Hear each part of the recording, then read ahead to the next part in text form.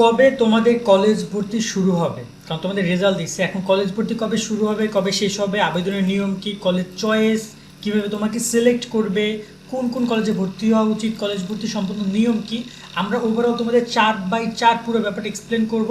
তাছাড়া আমাদের সামনে তোমাদের পুরো কলেজ ভর্তি সব হিস্টোরিক্যাল ইমেজগুলো আছে, সেগুলোর মাধ্যমে তোমাদেরকে বিষয়গুলো বুঝিয়ে দিব। নো টেনশন, পুরো রিল্যাক্স করে এবং সম্পূর্ণ ভিডিওটা দেখো। আমি আবারও বলছি, ভিডিওটা সম্পূর্ণ দেখতে হবে, তাহলে তুমি বুঝবা যে আসলে কলেজ ভর্তি কীভাবে হয়। কারণ কলেজ ভর্তি সম্পূর্ণ অনলাইন, এখানে তুমি চাইলেই যা ইচ্ছা তাই করতে পারবে না, বিশেষ অনেক নিয়মকানুন রয়েছে।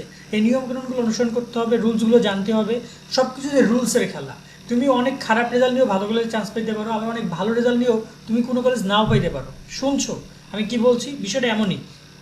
কলেজ ভর্তি কবে শুরু হবে, কবে শেষ হবে, এটা নিয়ে আমরা একটু শেষেই কথা বলি, কারণ এটা খুবই গুরুত্বপূর্ণ বিষয় এবং এখানে বেশ কিছু বিষয় রয়েছে। তার আগে আমরা কথা বলি তোমাদের চয়েস কীভাবে দিতে হবে, তোমাকে কীভাবে কলেজ সিলেক্ট করবে, কলেজ ভর্তি হওয়া, কোন কলেজে ভর্তি হওয়া উচিত, এই টপিকটা একটু আগে কথা বলি।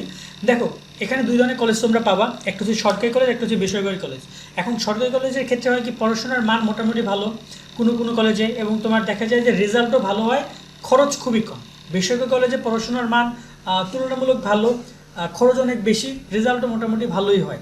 তো এই জায়গায় কোন কলেজে ভর্তি হওয়া উচিত, তোমার আশেপাশে কোন কোন কলেজ আছে, সেগুলো তোমাকে একটু যাচাই বাছাই করতে হবে কলেজ ভর্তির ক্ষেত্রে।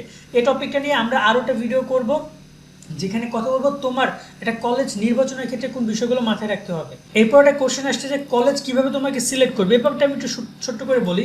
কলেজ তোমাকে সিলেক্ট করবে মূলত তোমার রেজাল্টের উপর ভিত্তি করে। কোনোভাবে যদি ভাবো যে তোমাকে পরীক্ষা দিবা, পরীক্ষার উপর ভিত্তি হবে, তা না, কোনো পরীক্ষা হয় না।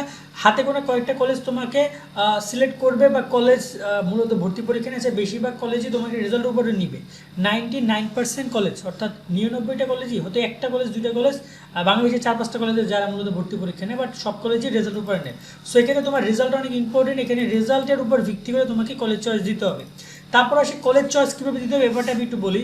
দেখো, তুমি এখানে কলেজ চয়েস দিতে পারবে 10টা। আমি তোমাদের একটা ইমেজ দেখাই, এই ইমেজে দেখতে পাচ্ছ এখানে 10টা কলেজ এভাবে চয়েস তুমি দিতে পারবা। এই 10টা কলেজ থেকে তোমাকে যে কোনো একটা কলেজ নিবে। এখন এখানে দেখতে পাচ্ছ একটা শব্দ লেখা আছে, নাম হচ্ছে প্রায়োরিটি। তো প্রায়োরিটি লিস্ট মানে হচ্ছে তুমি কাকে অগ্রাধিকার দিচ্ছ, সেই অগ্রাধিকারের লিস্ট। তুমি যাকে 1 নম্বরে অগ্রাধিকার দিচ্ছ সে কিন্তু বেশি অ্যাডভান্টেজ পাবে, সে তোমাকে নিবে সবার আগে। এই যে দেখতে পাচ্ছ তেজগাঁও কলেজ, তার কাছে সবার আগে যাবে তোমার আবেদনটা। তেজগাঁও কলেজ যদি তোমাকে নিয়ে নেয়, তাহলে বাকি যে 9 জন রয়েছে তাদের কাছে যাবেই না আবেদন। বাট তোমাকে যদি তেজগাঁও কলেজ রিজেক্ট করে, তাহলে সেকেন্ড যাবে গভর্নমেন্ট জনতা কলেজ, এভাবে যাবে। সেকেন্ড কলেজ যদি তোমাকে নিয়ে নেয়, তাহলে বাকি 8 জনের কাছে যাবে না। তাহলে মানে তোমাকে দ্বিতীয় কলেজ থেকে তুমি কলেজ পেয়ে যাচ্ছ। বাট তোমাকে যদি দ্বিতীয় কলেজ না নেয়, তাহলে 3 নম্বরে যাবে। 3 নম্বরে যদি না নেয়, তাহলে 4 নম্বরে যাবে। এভাবে করে করে তোমাকে সবগুলো কলেজে ঘুরবে যদি তোমাকে কোনো কলেজ না নেয়। তাই এই জায়গায় তোমাকে চয়েসটা অনেক ইম্পর্টেন্ট দিতে হবে। তুমি কাকে 1 নম্বরে রাখছো, কাকে 2 নম্বরে রাখছো, এটা ইম্পর্টেন্ট। তুমি এমন একটা কলেজকে 1 নম্বরে রাখছো যে তোমাকে নিবে না, তাকে তুমি 1 নম্বরে রেখে লাভ নাই। বাট যে তোমাকে নিবে তাকে তুমি 1 নম্বরে রাখো। আবার দেখা যায় অনেক সময় দেখা যায় অনেক কম্পিটিশন হয়, ওই কলেজটা অনেক ভালো, ওখানে সবাই ভর্তি হতে চায়, সেই কলেজটাকে 1 নম্বরে রাখছে। এখন তোমার মার কাছে কিনা এটা কলেজগুলো দেখবে, তারপর ডিপেন্ড করবে তোমাকে নিবে কি নিবে না। সেক্ষেত্রে তোমাদের রেজাল্টগুলো একটু দেখতে হবে। তোমাদের রেজাল্ট নিয়ে আমরা এই যে তোমাদের মার্কশিট সহ রেজাল্ট, তোমাদের তোমরা সৃজনশীল কত পাইছো, এমসিকিউ কত পাইছো, প্র্যাকটিক্যাল কত পাইছো, তোমার টোটাল মার্ক কত, এগুলো যোগ করবা। যোগ করে রেজাল্টগুলো দেখে নিবা যে তোমার টোটাল মার্ক কত আছে, তার উপরে কলেজ চয়েস নির্ভর করে। এটা নিয়ে আমরা আরও ইন ডিটেলস আলোচনা করব পরবর্তী কোনো একটা ভিডিওতে। বাট আপাতত এই 3টে বিষয় তোমাদের মাথায় আশা করি ঢুকছে। এবার আমরা তোমাদের কথা বলি কলেজ ভর্তির সম্পূর্ণ নিয়ম এবং হচ্ছে আবেদন করার নিয়ম নিয়ে। প্রথমত আবেদন করার নিয়মের ব্যাপারটা একটু খুবই ক্লিয়ার হও, যে এখানে তোমাকে কোনো কলেজে যেতে হবে না আবেদন করতে। তুমি তোমার মোবাইল ফোন, আমার মোবাইল ফোন কই, এই মোবাইল ফোন থেকে তুমি রিল্যাক্স আবেদন করতে পারবা। মানে আবেদন করার ক্ষেত্রে তোমাকে কোনো কলেজে যাইতে হইব না। তুমি কলেজে যাওয়া না, তোমাকে কি করতে হবে, শিক্ষা বোর্ডের ওয়েবসাইট আছে, সেই ওয়েবসাইটে তোমাকে যেতে হবে। ওয়েবসাইট হচ্ছে গিয়ে তোমাদের এরকম ওয়েবসাইট, এই 11classadmission.com। এই যে দেখতে পাচ্ছ এখানে সব ইনফরমেশন দেওয়া আছে। এভাবে রোল নাম্বার, রেজিস্ট্রেশন নাম্বার, বোর্ডের নাম, পাসিংয়ের রেজিস্ট্রেশন নম্বর দেওয়ার পরে তুমি আবেদন করার সুযোগ পাবা। আবেদন করবে, আবেদন করার নিয়ম নিয়ে আমরা ভিডিও তোমাদেরকে দেখিয়ে দিব। সেভাবে তুমি সিম্পলভাবে আবেদন করবে, আর কোনো কাজ না। তো এখানে তোমাকে কলেজের সম্পূর্ণ আবেদন করার বিষয়টি এরকম যে তোমাকে আবেদন করতে হবে অনলাইনের মাধ্যমে। চূড়ান্ত ভর্তির দিনে তুমি কলেজে যাবে, তার আগে কোনো কলেজে কোনো কাজ নাই। কলেজে ভর্তির সম্পূর্ণ নিয়মটা আমরা দেখে নিই, তাহলে বিষয়টা বুঝবা। তো কলেজে ভর্তি পুরো নিয়মটা মূলত 3 ভাগে বিভক্ত। আমি তোমাদেরকে প্রত্যেকটা পয়েন্ট ইন ডিটেলস আলোচনা করবো, তোমরা চলে যাও আগে বুঝো। প্রথম ধাপে এমন একটা নিয়ম হয়, দ্বিতীয় ধাপে আবার এমন একটা নিয়ম হয়, আবার তৃতীয় ধাপে তোমাদেরকে এমন একটা নিয়ম হবে। এখন তাহলে কাজগুলোকে আমি তোমাকে একটু বলে দিই। প্রথম ধাপ, যখনই তোমরা আবেদন শুরু হবে, এখানে আমি তোমাদেরকে একটা কোশ্চেন করেছিলাম যে কবে আবেদন শুরু হবে কবে শেষ হবে। আসলে এটা একটা তোমাদের বলতে পারো যে একটা ঝামেলাদায়ক কোশ্চেন, কারণ আবেদন শুরু হবে 3 বার, আবার 3 বার শেষ হবে, এরপর আরও বেশিবারও শুরু হতে পারে। তাই এখানে শুরু শেষ নিয়ে কোনো কথা বলা যাবে না। এটা নিয়ে আমরা একটু পরে কথা বলি যে এক্স্যাক্টলি কবে শুরু হইতে পারে, মানে মূল শুরুটা কবে এবং শেষটা কবে, একদম লাস্ট শেষটা কবে। বাট আমরা এখানে যদি বলি প্রথম ধাপে আবেদন কার্যক্রম ধরে নাও যখন শুরু করবে, তখন তোমাকে টাইম দিবে যে 10 দিনের মধ্যে তুমি কলেজের জন্য আবেদন করো, বা 15 দিন বা 20 দিনের জন্য যে তোমাদেরকে টাইম দিয়েছে এর মধ্যে আবেদন করো।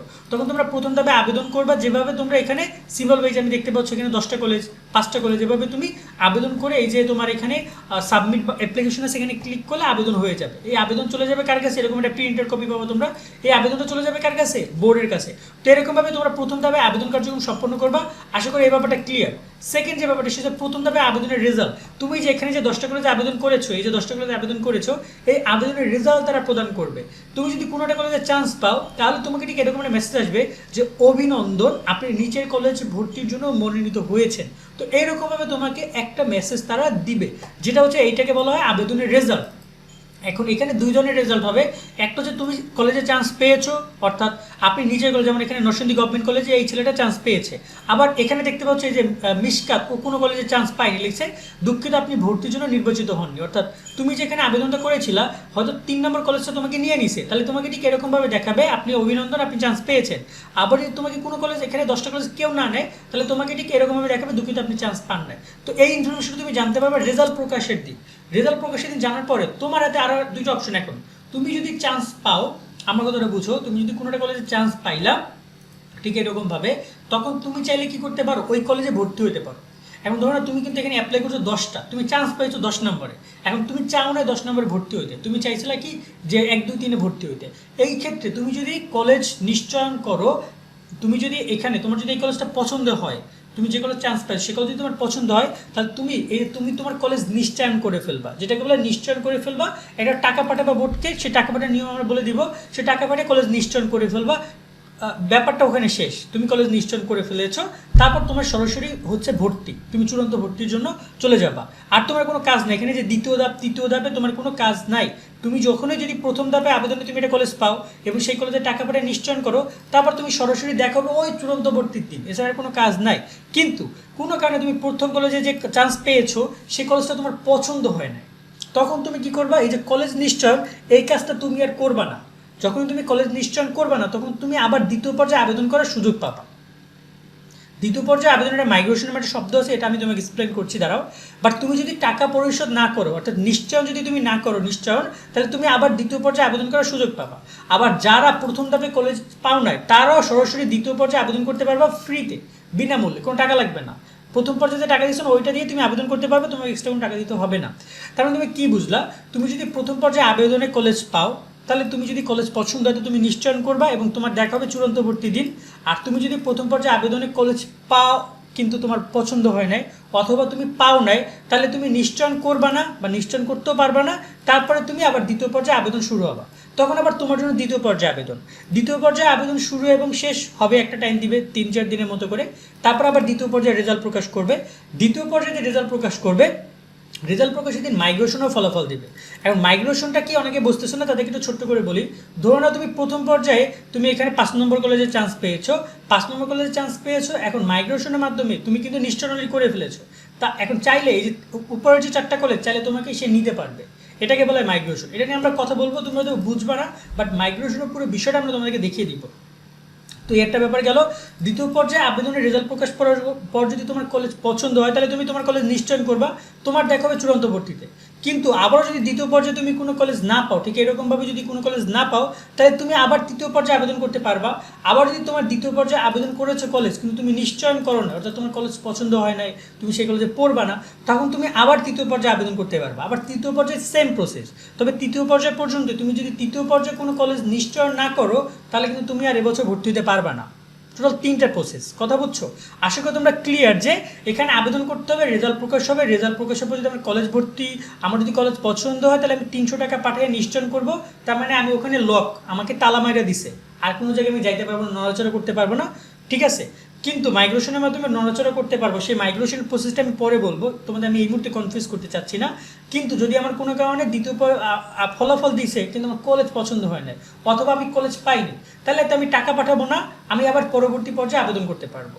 একদম আশা করি ক্লিয়ার। তো এই ব্যাপারটা গেল যে সম্পূর্ণ নিয়মটা এবং আবেদন করার নিয়মটা। আর আবেদন করার স্পেসিফিক নিয়মটা তোমাদেরকে আমি এই মুহূর্তে দেখাতে পারবো না। কেন দেখাতে পারবো না? কারণ হচ্ছে যে আবেদন করার সম্পূর্ণ বিষয়টা বোর্ডের উপর ডিপেন্ড করে, এবং বোর্ড সেই রুলসগুলো তোমাদেরকে দিবে। আমরা তোমাদেরকে আবেদন করার দিন দেখিয়ে দিব বিষয়গুলো, বা তাছাড়াও আবেদন করার আগেও তোমাদের এক্সপ্লেন করে আমরা দিব। বাট ব্যাপারটা ঠিক এই যে তোমাদেরকে এই মুহূর্তে আবেদন করার বিষয়টা দেখালে তোমরা হজবরল হবা। এখন প্রশ্ন এসেছে ভর্তির আবেদন কবে শুরু হবে, কবে শেষ হবে? দেখো, তোমাদের যে রেজাল্ট প্রকাশ করেছে কত তারিখে জানো? 12ই মে। তো সেই জায়গা থেকে তোমাদের 12ই মে যদি রেজাল্ট দেয়, তোমাদের বোর্ড চ্যালেঞ্জ শুরু হচ্ছে 19 তারিখ পর্যন্ত। তোমাদের মেবি 20 তারিখের মধ্যে, 20 তারিখে আগে হইতে পারে, 20 মে আগে হইতে পারে, 20 মিনিট পরেও হইতে পারে, তোমাদের কলেজ ভর্তি কার্যক্রম শুরু হয়ে যাবে। কলেজ ভর্তি কার্যক্রম কি হয়ে যাবে? শুরু হয়ে যাবে, বা আবেদন করার সুযোগ দিবে। মোটামুটি প্রথম ধাপে এই যে আবেদন শুরু হবে না, এখানে তোমরা মোটামুটি 15 দিনের মতো সময় পাবা আবেদন করার। যারা বোর্ড চ্যালেঞ্জ করবা তাদেরকে আরও স্পেশাল একটা দিন দেওয়া হবে, যেদিনটা যারা বোর্ড চ্যালেঞ্জ করবা, বোর্ড চ্যালেঞ্জের ফলাফল প্রকাশের পরে তাদের আবেদন করে আরও একদিন সুযোগ দিবে। টোটাল প্রায় 15-16 দিন সুযোগ পাবা। দ্বিতীয় ধাপে আবেদন আবার 3 দিনের মতো সুযোগ দিবে, 2 থেকে 3 দিন। আবার তৃতীয় ধাপে আবেদনও তোমাদের প্রায় 1 থেকে 2 দিন সময় দিবে।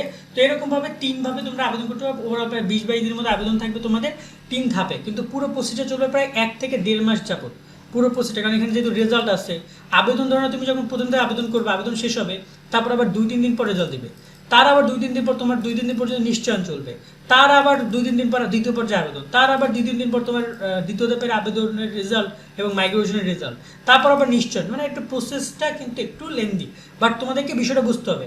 আপাতত তুমি যেটা বোঝো, তুমি আপাতত প্রথম পর্যায় পর্যন্তই ক্যালকুলেট করো যে আমি আবেদন করব, যদি কলেজ ভালো কলেজ পেয়ে যায় তাহলে আমি নিশ্চয়ন করে ফেলবো, শেষ, আমার খেলা এখানেই খতম। কিন্তু তুমি এখানে আবার ভাইবো না যে অন্য কিছু, যদি তুমি দ্বিতীয় পর্যায়ে আবেদন কলেজ না পাও, তখন সেটা নিয়ে আমরা পরে কথা বলবো, তখন এই ব্যাপারগুলো আমি এক্সপ্লেন করে দিব। গত 4 বছর আমরা অ্যাডমিশন নিয়ে কাজ করছি, আমরা তো সব বিষয়গুলো জানি, তাই না? কোন জায়গায় কখন কি দরকার। সো টেনশন করুন, এক ভিডিওতে সব কিছু এক্সপ্লেন করে দিলাম। তোমাদের কোনো কোশ্চেন থাকলে সেটাও কিন্তু কমেন্টে জানাতে পারো। আর আজকের মতো আমরা এখানে বিদায় নিচ্ছি। সাবস্ক্রাইব করে আমাদের সাথে যুক্ত থাকবা সকলে। আর তোমাদের কোনো প্রশ্ন থাকলে অবশ্যই আমাদের যুক্ত হবে আমাদের ফেসবুক গ্রুপে, সেখানেও আমরা কিন্তু এই বিষয়গুলো নিয়ে ডিসকাস করছি। আজকের মধ্যে বিদায় নিচ্ছি, ভালো থাকবে সকলে, আল্লাহ হাফেজ।